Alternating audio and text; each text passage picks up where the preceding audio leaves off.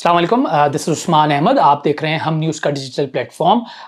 कराची की सियासत भी बहुत ही अहम और बहुत ही इंटरेस्टिंग सियासत है, जिसके ऊपर भी हमें बात करनी चाहिए। अब इलेक्शंस का बिगल बज चुका है, 8 फरवरी को इलेक्शन हो रहे हैं और कराची की जो सीटें हैं वो सीटें होती हैं जो या तो हुकूमत बनाती हैं या हुकूमत गिराती हैं। हमने माजी करीब में भी देखा कि MQM हमेशा जो है जो इमरान खान की हुकूमत थी, तहरीक इंसाफ के चेयरमैन की, उसमें भी MQM के वोट्स या MQM की सीटों ने हुकूमत बनाने में किरदार अदा किया। MQM PTI की हुकूमत गिराने में भी MQM की सीटों ने किरदार अदा किया और PDM की हुकूमत बनाने में भी MQM की सीटों ने किरदार अदा किया। बहुत इंटरेस्टिंग ये मामलात हैं। मेरे पास आज एक सनसनीखेज स्टोरी है जो बज़ाहिर जो कि डॉन में ये स्टोरी शाया हुई है। बहुत ही शानदार स्टोरी है और वो इस स्टोरी में इंकशाफात हैं जिसका मैं आगे चल के जिक्र करूंगा तो आप लोग हैरान रह जाएंगे कराची की सियासत को लेकर। और इस स्टोरी को देखते हुए कुछ सवालात हैं, पहले मैं वो सामने सवालात आपके रख दिए देता हूं। और ये भी मैं आपको बता दूं कि ये व्लॉग मेरा ये कुछ ज़्यादा मुद्दत का होगा, ये थोड़ा सा लंबा व्लॉग होगा, लेकिन ये इंतहाई इंटरेस्टिंग व्लॉग होगा। सबसे पहले तो अगर मैं ये बात करूं कि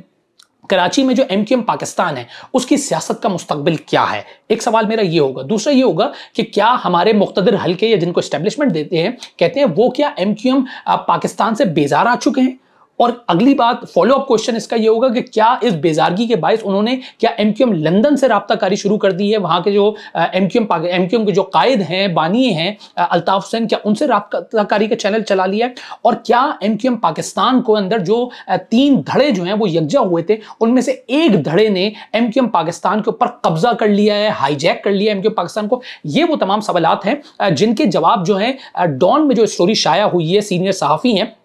असफरुल अशफाक, उनकी स्टोरी है जिसका नाम है will the real MQM please stand up. क्या असल MQM सामने आएगी। इस स्टोरी में आपको ये तफसीली स्टोरी है, तकरीबन 3000 अल्फाज पर मुश्तमिल ये स्टोरी है। इसकी मैं चीज़ें आपके सामने रखूंगा, आप सुन के हैरान रह जाएंगे और आपको अंदाजा होगा कि कराची की सियासत जो है वो क्या करवट ले रही है। सबसे पहले तो मैं बताता चलूँ कि MQM ने माजी में अभी हमने देखा है चंद कुछ अरसे पहले ही इलेक्शन कैंपेन का बज़ाहिर इनेकाद कर दिया है, आगाज कर दिया है। गो के इलेक्शन शेड्यूल अभी तक सामने नहीं आया, लेकिन उन्होंने इलेक्शन मुहिम शुरू कर दी है। अब गो के ये जमात जो है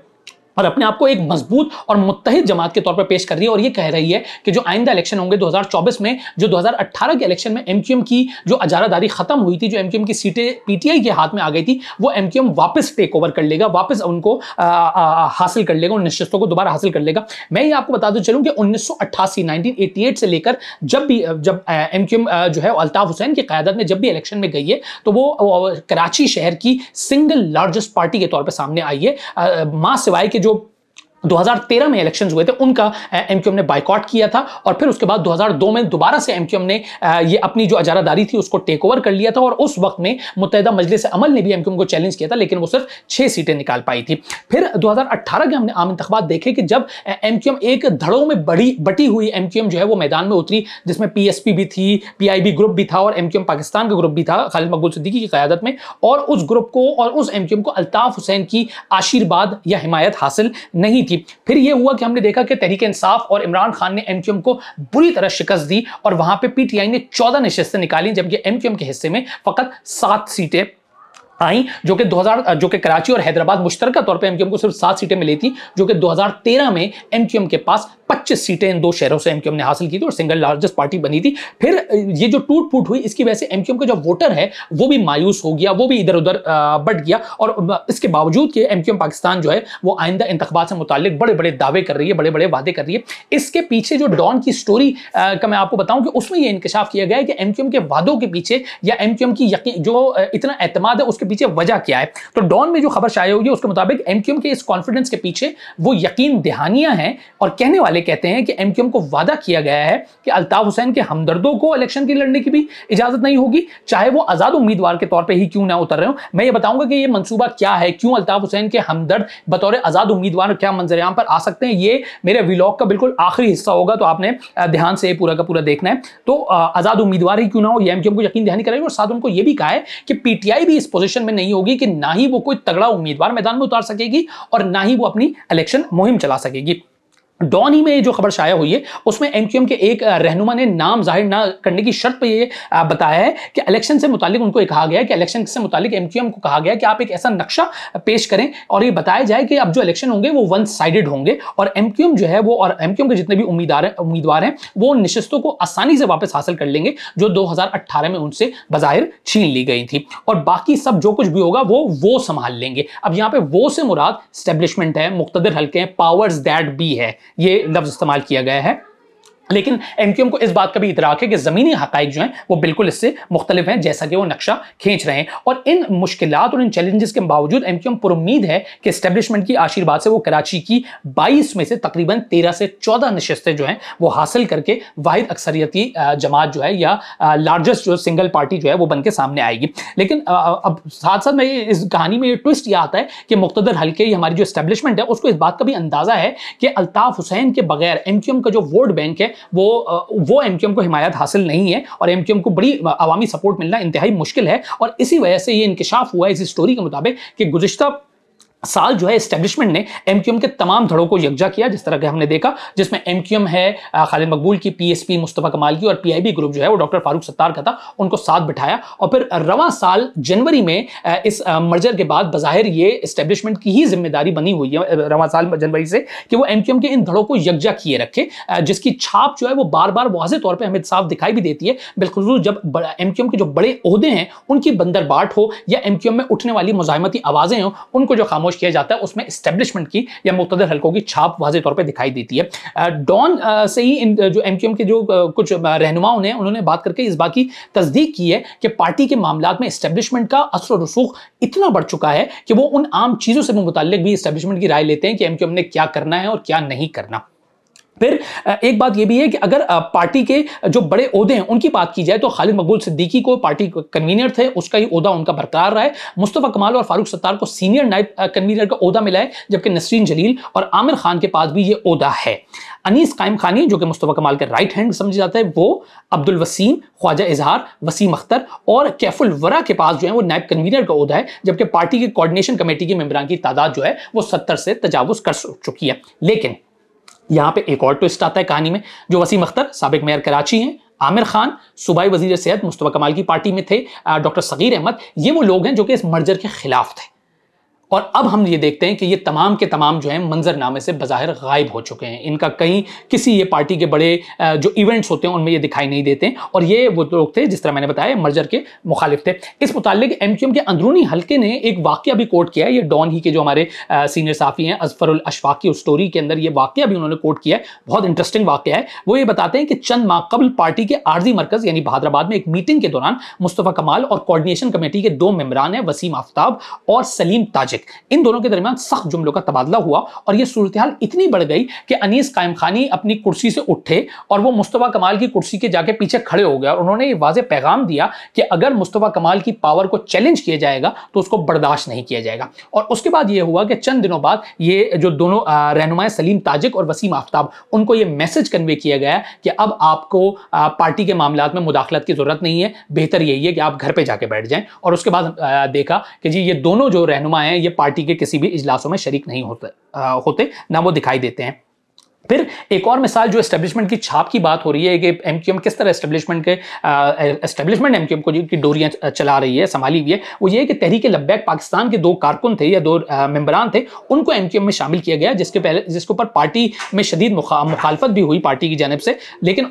ये कहा जा रहा था कि इन दोनों अफराद को तंजीमी जो है वो जिम्मेदारियां ना दी जाएं। लेकिन एक फोन कॉल आई जिसके बाद इन दोनों मेंबरान को पार्टी के अहम फोरम का मुश्तरका इंचार्ज बना दिया गया। एक ये मिसाल कोट की गई है डॉन में। फिर डॉन ही ये लिखता है कि एमक्यूएम की राब्ता कमेटी के रुकन ने बताया कि वो हमारे लोग एस्टेब्लिशमेंट की जानिब मुशावरत के लिए देखते हैं, किसी राय या हुक्म मानने के लिए नहीं। इसी रुकन के मुताबिक पीएसपी और एमक्यूएम कब की फिर से टूट चुकी होती, दोनों धड़े आपस में अलहदा हो चुके थे। अगर एस्टेब्लिशमेंट इसे प्रोटेक्ट ना कर रही होती, गवर्नर सिंध कामरान टिसोरी और जो मुस्तफा कमाल हैं उनके दरमियान जो तनाज़ा है उससे हर कोई वाकिफ है, लेकिन एस्टेब्लिशमेंट ने फिर यकीनी बनाया कि कामरान टिसोरी पार्टी के मामलात में मुदाखलत ना करें। फिर इस मुतालिक जो एक एमक्यूएम के साबिक रहनुमा है रजा हारून, वो पाकिस्तान में नहीं होते, उनका ये कहना है कि बेसिकली मुस्तफ़ा कमाल ने एमक्यूएम को टेक ओवर कर लिया, हाईजैक कर लिया। जो मैंने शुरू में सवाल उठाए थे उनमें से रजा हारून का ये मौक़िफ़ ये है कि इस वक्त मुस्तफ़ा कमाल अन्नदाता बन चुके हैं एमक्यूएम पाकिस्तान के। फिर आपको ये मैं याद करा दूं कि ये जब सिचुएशन अभी भी यानी एक ट्रिकी सिचुएशन है एमक्यूएम पाकिस्तान के अंदर। ये भी याद रहे कि 2016 में जो एमक्यूएम के बानी हैं या कायदे तहरीक हैं अल्ताफ हुसैन, उन्होंने वो एक तकरीर की थी जो कि काबिल मुज़म्मत तकरीर थी और बहुत ही अफसोसनाक वो तकरीर थी। उसके बाद से वो बज़ाहिर उनके ऊपर गैर एलानिया पाबंदी है पाकिस्तान में, लेकिन उसके बावजूद भी वो यहाँ पे अपने हमदर्दों और रहनुमाओं और कुछ छोटे मोटे कारकुनों से वो राब्ते में ज़रूर रहते हैं और उनकी हिमायत यहाँ पे मौजूद भी है। और इस बात का इदराक हमारी इस्टेब्लिशमेंट, दोबारा से बात कर रहा हूँ, मुख्तदर हल्कों को भी है। और इसी मुतालिक ये इंकिशाफ, अगला इंकिशाफ ये हुआ कि इस्टेब्लिशमेंट ने रवां बरस ही एमक्यूएम लंदन से एक राब्ताकारी का चैनल खोला। उसका मकसद ये था कि कॉन्फिडेंस बिल्डिंग मेजर्स या सीबीएम के लिए यह राब्ताकारी खोली गई और इस सीबीएम को बढ़ाने के लिए दो काम किए। एक काम तो किया गया कि एमक्यूएम लंदन की वेबसाइट को अनब्लॉक कर दिया गया। एक काम ये हुआ, बहुत बड़ा काम है। दूसरा काम ये हुआ कि एमक्यूएम लंदन को रैली निकालने की इजाजत दी और फिर जुलाई में देखा कि कोरंगी के अंदर एमक्यूएम की लंदन की एक रैली निकाली गई जिसमें बड़ी तादाद में एमक्यूएम के कारकुनों, लंदन के कारकुनों ने शिरकत की। लेकिन इस पेशरफ ने जो यहाँ पे एमक्यूएम पाकिस्तान है उसको पैनिक बटन उसका ऑन कर दिया। वो परेशान हो गया कि जी ये क्या हो रहा है, और उन्होंने एस्टेब्लिशमेंट को वाज़ेह ये पैगाम पहुंचाया कि भाई आप हमें बता दीजिए कि अगर आपको हमारी जरूरत नहीं है तो हम अपने घरों पर बैठ जाते हैं या हम अब्रॉड चले जाते हैं जहां भी हमें जाना है। लेकिन फिर, और ये उस वक्त हुआ जब एमक्यूएम पाकिस्तान पीडीएम सरकार में अपने 7 सीटों की वजह से पीडीएम सरकार की बका की जमानत थी। ये सिचुएशन देखते हुए जब ये रियलाइज किया कि जी एमक्यूएम कहीं दोबारा पीछे हट जाए, हुकूमत न गिर जाए, तो फिर ये देखा गया कि एमक्यूएम लंदन के खिलाफ छोटी मोटी कार्रवाइयां शुरू हुई। 300 के करीब कारकुनान को गिरफ्तार किया गया। और यहां पर भी कैच ये है कि इन कारकुनों के ऊपर वो मुकदमात नहीं बनाए जो बेबुनियाद कुछ मुकदमात बनाए जाते थे, झूठे मुकदमात बनाए जाते थे। इन कारकुनों को सिर्फ एमपीओ या नुक्से अमन के उसमें गिरफ्तार किया गया, जिनको कुछ अरसे बाद इन 300 के 300 कारकुनान को अदालत से रिहाई मिल गई। ये सिचुएशन है। फिर डॉन ही की खबर में ये इंकशाफ भी हुआ है कि एस्टेब्लिशमेंट जो है वो अब भी इस वक्त भी मीडिएटर का किरदार अदा करके थक चुकी है। अब वो एमक्यूएम के धड़ों को यकजा करने में बज़ाहिर ऐसा लग रहा है कि उतनी इंटरेस्टेड नहीं है जितनी वो माजी करीब में हुआ करती थी, और इसीलिए और किरदार करते थप गई है सिर्फ इसलिए कि एमक्यूएम का इल्हाक खत्म ना हो और एक बार फिर एमक्यूएम लंदन से राब्ता करके एमक्यूएम पाकिस्तान को मंजूर करने की शर्त पे कुछ स्पेस या रियायतें देने की ऑफर की गई है। ये एस्टेब्लिशमेंट की जानिब ये डॉन की स्टोरी में इंकशाफ हुआ है। इसमें मजीद ये बताया गया है कि लेकिन एमक्यूएम जो लंदन है, अल्ताफ हुसैन, वो मुकम्मल सियासी आज़ादी चाहते हैं। वो ये भी चाहते हैं कि उनके नुमाइंदों को इलेक्शन में खड़े होने की इजाज़त दी जाए। शुरू में मैंने बताया था कि एमक्यूएम ये कहती है कि हमें जमानत दी गई है कि ये इजाज़त नहीं दी जाएगी, लेकिन अल्ताफ हुसैन कहते हैं कि उनको ये इजाजत दी जाए क्योंकि उनको ये यकीन है कि अल्ताफ हुसैन का चाहे कोई भी टॉम हैरी कोई भी खड़ा कर दिया जाए वो वोट निकाल लेगा, क्योंकि वोट अल्ताफ हुसैन का है। वो वोट निकाल लेगा और उसमें उनको बज़ाहिर अल्ताफ हुसैन को ये वो उम्मीद है उनको कि उनको एस्टेब्लिशमेंट की भी जरूरत नहीं है और वो बंदा बड़े मार्जिन से इलेक्शन जीत जाएगा। और ये आखिरी जो इसके अंदर वो पहलू है वो ये है कि इस वक्त अल्ताफ हुसैन अपनी सियासी जो है ना वो वेटेज जो है वो उसको परख रहे हैं, अपने ऑप्शंस देख रहे हैं और वो पार्टी के लोगों से मुसलसल राब्ते में है पाकिस्तान में। और उनके वफादारों ने, जो कि सिंपैथाइजर्स का लफ्ज़ इस्तेमाल किए गए, उन्होंने बतौर आज़ाद उम्मीदवार इलेक्शन में लड़ने का इरादे का इजहार किया है। और जब वक्त आएगा वो जो एक ग्रुप होगा जो आज़ाद उम्मीदवारों को, उसको वफा प्रस्त ग्रुप के नाम से सामने ले आया जाएगा।